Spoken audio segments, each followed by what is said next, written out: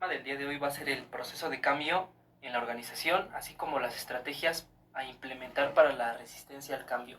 Propósito: analizar las diferentes etapas que se llevan a cabo para aplicar un cambio dentro de las organizaciones, considerando los diferentes tipos de resistencia, el plan de comunicación y la difusión. Muchas empresas, en un afán por mejorar su situación, deciden replantearse la forma en la que el trabajo está siendo realizado en la organización, para que en esta se adapten nuevas tecnologías, nuevas actitudes y nuevas formas de hacer negocios. Un proceso de cambio ocurre de forma eficiente si todos están comprometidos con él, ya que el cambio ocurre a través de las personas y éstas deben ser reconocidas en sus valores, sus creencias, sus comportamientos. No obstante, más allá de que exista un consenso, la actitud de las personas varía ante una reingeniería de procesos, y en muchas ocasiones se dispara una resistencia natural hacia el cambio. Cuando se inicia un proceso de cambio, se debe considerar que las personas pretenden que la nueva situación les proporcione la misma seguridad que la anterior. Mientras que el proceso avanza sin mayores dificultades, el cambio sigue adelante. Los cambios se originan por la interacción de fuerzas. Estas se clasifican en internas y externas. Las fuerzas internas son aquellas que se provienen dentro de la organización, surgen del análisis comportamiento organizacional y se presentan como alternativas de solución. Las fuerzas externas son aquellas que provienen de afuera de la organización, crean la necesidad de cambios de orden interno, por ejemplo, decretos gubernamentales, normas de calidad, limitaciones en el ambiente físico-económico. Después tenemos los tipos de cambio organizacional, son tres. Los cambios reactivos son aquellos que se dan en una organización como respuesta a una coyuntura externa o interna determinada. 2. Los cambios anticipatorios. Estos buscan adelantarse a situaciones contextuales del entorno o del interior de la organización y pretenden ajustar la organización a escenarios futuros, oportunidades y desafíos en lo externo y a superar debilidades en lo interno o a explotar mejor las fortalezas frente a los retos del medio ambiente. Y los cambios adaptativos son las fuerzas externas más que las internas las que llevan a la necesidad de este tipo de cambio. La organización está inmersa en un sistema abierto donde el ambiente que la rodea interactúa con ella y la obliga a responder a las presiones externas, constituidas por los cambios en las relaciones de la organización en su entorno y los ajustes en las relaciones de poder. También tenemos lo que son los cambios evolutivos. Los cambios evolutivos implican un cambio incremental dentro de los parámetros establecidos.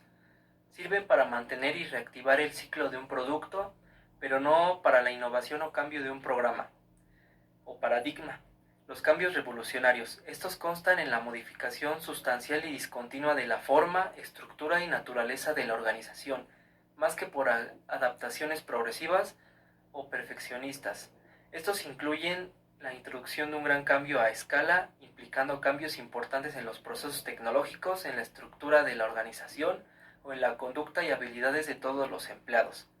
Estas las conforman el cambio total, integral, reingeniería de las organizaciones y la innovación. Tenemos otros tipos de cambios, y estos son el cambio drástico. Este suele darse en tiempos de crisis o de gran oportunidad. El cambio sistemático, este es menos ambicioso, más gradual, se focaliza y desarrolla en forma ordenada y cuidada. Algunos ejemplos son el mejoramiento de la calidad, reprogramación de tareas, incorporación de mejores prácticas y planificación estratégica. Y el último cambio es el cambio orgánico. Este involucra procesos complejos bajo denominaciones vagas o amplias, que es, por ejemplo, el aprendizaje, proyectos de riesgo, etc. Este cambio no está sistemáticamente organizado ni es necesariamente lógico en sus etapas del proceso de cambio. La primera es la etapa de cuestionamiento. Esta se trata de fijar metas y de diseñar. La etapa de cambio, aquí se hace el trabajo de cambio al crear estructuras y desarrollar nuevos sistemas, comenzando por fomentar nuevas actitudes y formas de trabajar. La tercera es la etapa de consolidación. En esta etapa es donde se hace que el cambio se consolide, asegurándose que la gente piense que es algo que va a perdurar en la organización. El cuarto es la recolección de datos. Esta incluye técnicas y métodos para describir el sistema organizacional, las relaciones entre sus elementos y las maneras de identificar problemas y asuntos más importantes. Y la última es el diagnóstico organizacional. A partir del análisis de los datos tomados se pasa a su interpretación y diagnóstico. Se trata de identificar preocupaciones, problemas, consecuencias y establecer prioridades y objetivos. Y la última es acción de intervención. Se selecciona cuál es la intervención más adecuada para solucionar un problema particular. Vamos con la resistencia al cambio. Frente a la incertidumbre que representa un proceso de cambio, las personas adoptan diversas actitudes, que van desde el temor hasta el optimismo ante un nuevo desafío. En algunos casos surgen cuestionamientos abiertos, en otros la resistencia está latente generando una tensión táctica que acarrea una disminución en el rendimiento. Generalmente las posturas de los empleados ante el cambio pueden encuadrarse en tres perfiles. Uno es el impulsor. El empleado considera al cambio como una posibilidad de aprendizaje y de mejora de sus tareas o funciones. 2. El opositor. El colaborador se resiste al cambio, ya sea por hábito, por incertidumbre o porque no fue informado adecuadamente. Y la tercera es el neutral. El individuo no toma una postura inicial firme, pero luego se inclina hacia el compromiso o la oposición de acuerdo a la tendencia y opinión de la mayoría. Sugerencias para disminuir la resistencia al cambio.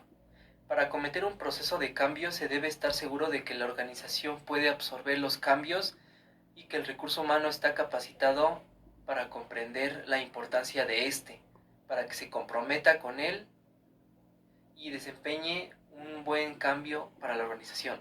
Se debe tener en presente que el mismo es un proceso continuo y que hay que tratarlo como tal. Vamos a ver algunas herramientas para lograr disminuir la resistencia al cambio. La primera es la comunicación. La migración o cambio de un modelo a otro llegará a buen término si los colaboradores conocen los motivos y las ventajas que proporciona el cambio. El segundo es la identificación de mejores prácticas. Los nuevos procesos deben contener aquello que ya se hace bien y funciona correctamente, de esta manera que sean adoptados por todas las personas como forma habitual de trabajo. El tercero es la motivación. Ya que la reingeniería consiste en nuevas formas de hacer las cosas, se deben considerar nuevas formas de motivación asociadas a las mismas a través de incentivos materiales e inmateriales en un nivel individual y grupal. El cuarto es el coaching. En todo proceso de cambio es fundamental acompañar al colaborador. El mando debe proporcionar un feedback para ayudar a que reconozca qué cambios debe realizar y cómo hacerlo, fomentando el autoconocimiento y el desarrollo. Y el último es el reconocimiento.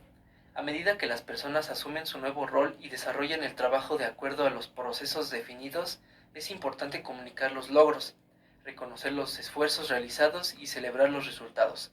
En definitiva, es necesario un nuevo enfoque estratégico para asegurar que la reingeniería de procesos logre la sustentabilidad de la organización, lo que se traduce en mejoras en la eficiencia de las operaciones, optimización en la estructura de los procesos y la calidad del servicio.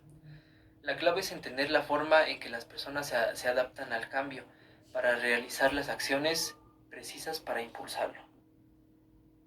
Para que un cambio sea efectivo, no basta con tener buenas tareas y buenas ideas y contar con la tecnología adecuada. Lo más importante es contribuir que las personas transiten de forma anónica por una situación compleja.